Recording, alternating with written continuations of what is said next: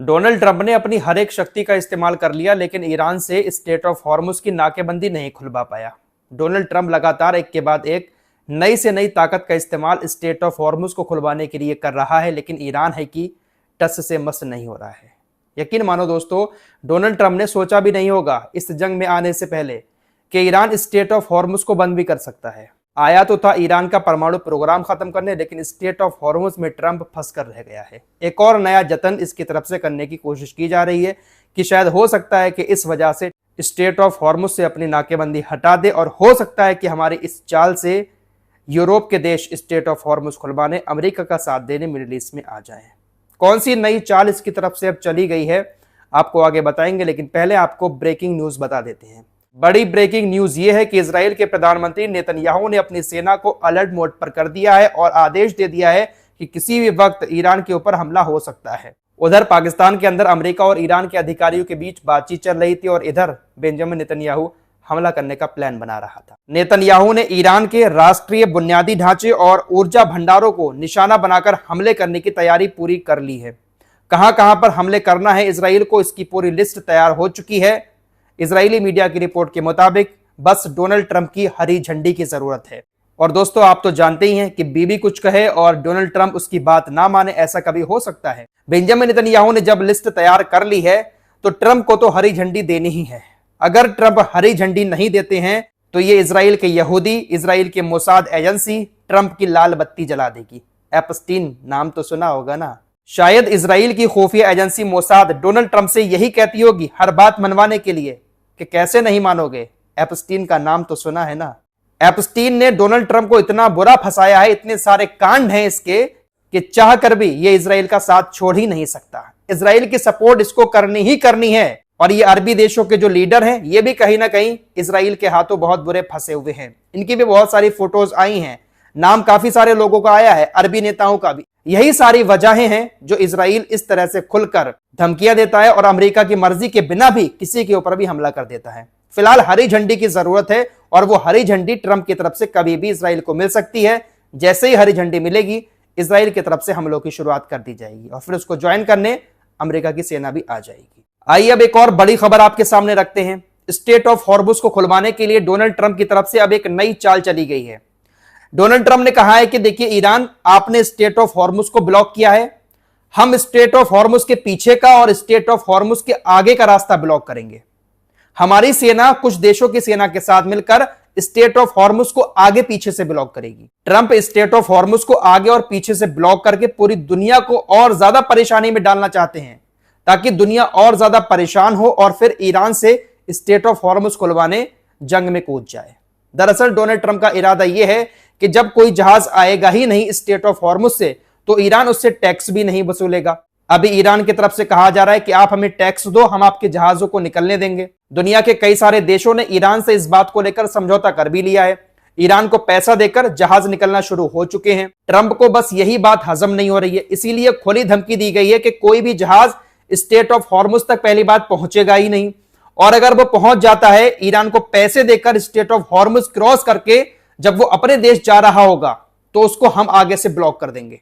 हमारी सेना straight of Hormuz से गुजरे हुए किसी भी जहाज को उसके देश तक नहीं पहुंचने देगी, आगे का रास्ता अमेरिकी सेना ब्लॉक करेगी। ट्रंप ने इस तरह की धमकी देते हुए कहा कि देखिए इस काम में हमारी मदद ब्रिटेन भी करेगा, ब्रिटेन कुछ युद्धपोत इस काम के लिए हमारी सेना के पास भेजेगा।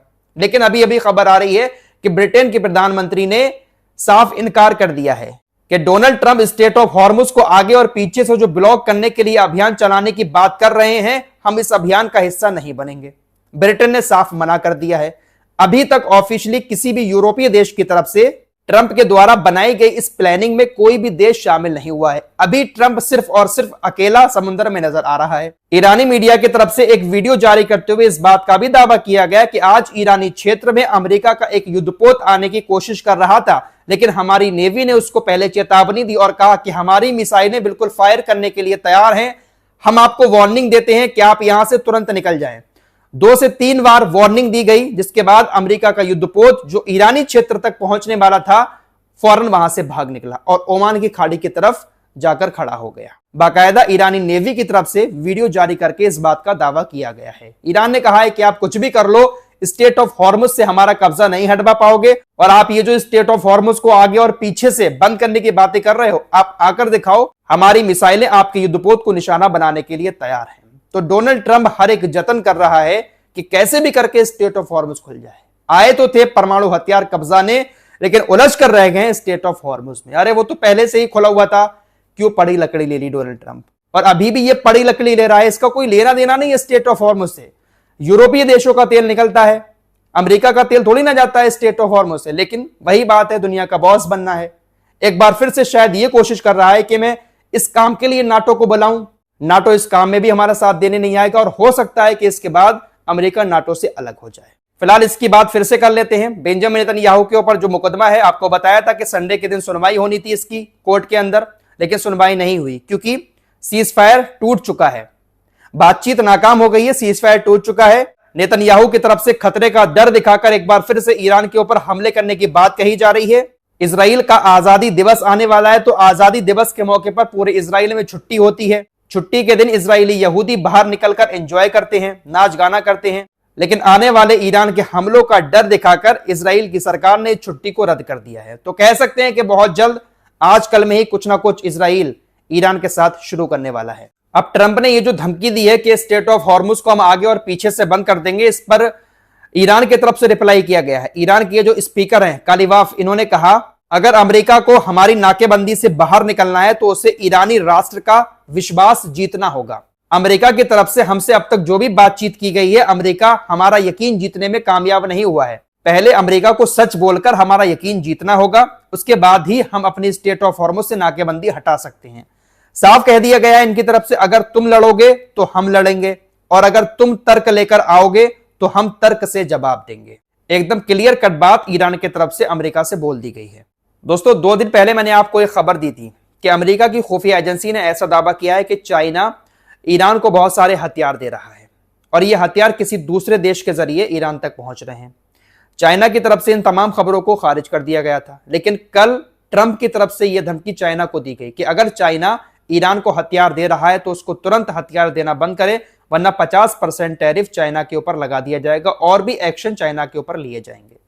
फिलहाल चाइना की तरफ से ट्रंप की धमकी के बाद फिर कहा गया कि किसी तरह के हथियार हम ईरान को नहीं दे रहे हैं। ट्रंप ने कहा कि ना हथियार दोगे, ना हथियार बनाने वाला सामान दोगे, देते रहो धमकी, चाइना के ऊपर क्या ही फर्क पड़ेगा। प्यार से चाइना मना कर देता है कि हम ऐसा नहीं कर रहे हैं, लेकिन अंदर अंदर चाइना और रशिया खुलकर ईरान की मदद कर रहे हैं। वैसे पाकिस्तान की इस वक्त काफी लॉटरी लगी हुई है। एक बड़ी जंग को रुकवाने की कोशिश पाकिस्तान की तरफ से की गई। इसके चलते हुए दुनिया भर की मीडिया पर पाकिस्तान की चर्चा शुरू हो गई। नेता तो भाई चौड़े होकर कह रहे हैं पाकिस्तान के, देखा हम कितनी बड़ी जंग को रुकवाने की कोशिश कर रहे हैं, कितने बड़े बड़े अधिकारी हमारे देश के अंदर आए हैं। फूले नहीं समा रहे हैं पाकिस्तानी नेता। फिलहाल एक बड़ी खबर, कतर और सऊदी अरब पाकिस्तान को $5 अरब का लोन देने जा रहे हैं। दरअसल पाकिस्तानी सरकार के पास पैसे की बहुत ज्यादा कमी आ रही है। रिपोर्ट्स के मुताबिक जो विदेशी मुद्रा भंडार है वो बहुत ज्यादा कम हो चुका है। इसी के चलते हुए तकरीबन $5 अरब सऊदी अरब और कतर पाकिस्तान को देंगे, मदद करेंगे। हालांकि यह मदद किसी भी वक्त इन देशों की तरफ से ली जा सकती है, लेकिन फिलहाल अभी मदद की जाएगी। और हो सकता है कि यह मदद इसलिए की जा रही हो क्योंकि कल ही पाकिस्तान की एयरफोर्स सऊदी अरब के अंदर तैनात हुई है, तो इसी के बदले में अब पैसे से मदद सऊदी अरब कर रहा है। अच्छा, चलते चलते आप लोगों को एक मजे की खबर बता देता हूं। इस शख्स के बारे में मैं आपको पहले भी खबर दे चुका हूं। युगांडा की सेना का प्रमुख है ये। इसने एक बार बयान दिया था कि हम इजराइल को बहुत ज्यादा प्यार करते हैं, अगर इजराइल कहीं पर हारता हुआ दिखाई देगा तो हम ईरान के खिलाफ जमीनी ऑपरेशन करने अपनी सेना को मिडिल ईस्ट में उतार देंगे। अभी भी ये कह रहा है कि हमारी सेना तैयार है, इजाजत दो, हम ईरान से लड़ने आएंगे। अब इसकी तरफ से एक नई मांग तुर्की से कर ली गई है। इसने तुर्की से कहा है कि देखिए, तुर्की हमें $1 अरब का इनाम दे, साथ ही साथ तुर्की देश के अंदर जो सबसे खूबसूरत महिला हो उस महिला को मेरी पत्नी बनाकर भेजे। युगांडा की सेना का यह प्रमुख तुर्की से इस तरह का गिफ्ट मांग रहा है। अब आप भी सोचते होंगे आखिर ये तुर्की से इस तरह का गिफ्ट किस बात पर मांग रहा है। दरअसल ईस्ट अफ्रीका का जो सोमालिया देश है, उस देश में युगांडा ने अपनी सेना काफी टाइम तक तैनात की। युगांडा के सेना प्रमुख ने इसी बात को लेकर दावा किया है कि देखिए, सोमालिया के अंदर हमने अपनी जब सेना को तैनात किया, काफी सालों तक हमारी सेना वहां पर रही। इसकी वजह से तुर्की ने वहां पर बुनियादी ढांचे को चलाने में मदद की और सोमालिया से तुर्की को बहुत ज्यादा आर्थिक लाभ हुआ, बहुत ज्यादा पैसा वहां से तुर्की ने कमाया। और ये पैसा इसीलिए कमाया क्योंकि हमारी सेना वहां पर मौजूद थी। इसलिए तुर्की को हमें $1 अरब देने होंगे। साथ ही साथ तुर्की के अंदर जो सबसे खूबसूरत महिला है उसको हमारी बीवी बनाकर तुर्की को भेजना होगा। अब इसकी धमकी भी सुन लीजिए। इसने कहा कि अगर तुर्की हमारी इस ख्वाहिश को पूरा नहीं करता है तो तुर्की के अंदर हमारा जो दूतावास बना हुआ है उस दूतावास को हम बंद करके अपने लोगों को वापस बुला लेंगे। दरअसल सोमालिया देश का जो बुनियादी ढांचा है वहां पर तुर्की की बहुत सारी कंपनियां काम करती हैं, जिससे तुर्की बहुत ज्यादा पैसा कमाता है। युगांडा की सेना अभी भी सोमालिया को कहीं ना कहीं थोड़ा बहुत प्रोटेक्शन देती है, इसीलिए धमकी दे रहा है कि हमें पैसा दो, नहीं दोगे तो रिश्ते खत्म करके तुर्की से अपना दूतावास बंद करके हम अपने लोगों को वहां से बुला लेंगे। फिलहाल अभी तक तुर्की की तरफ से कोई जवाब नहीं दिया गया है, तो इस तरह की मांग इसकी तरफ से की जा रही है। अब तुर्की की सबसे खूबसूरत महिला कौन है भाई इस वक्त, आप लोग गूगल पर सर्च कर लेना।